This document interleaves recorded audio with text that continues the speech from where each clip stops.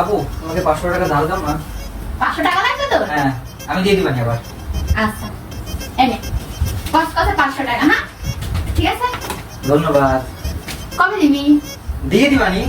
দিয়ে দিবি? বলি তো নিছি। দিয়ে দিবানি। ভাইয়া টিয়াটা কখন দিবি?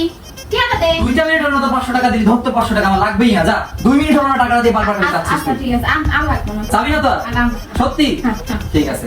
ভাইয়া 500 টাকা কখন দিবি? তুই তো 2 মিনিট আগে আমার টাকাটা দিবি। দে টিয়াটা দে। এরকম করিস না, তুই আমার বড় বোন না, 2 মিনিট আগে তো টাকাটা দিলি তুই আমার। টিয়াটা দিবি না? টাকা তো দেবো কইছি।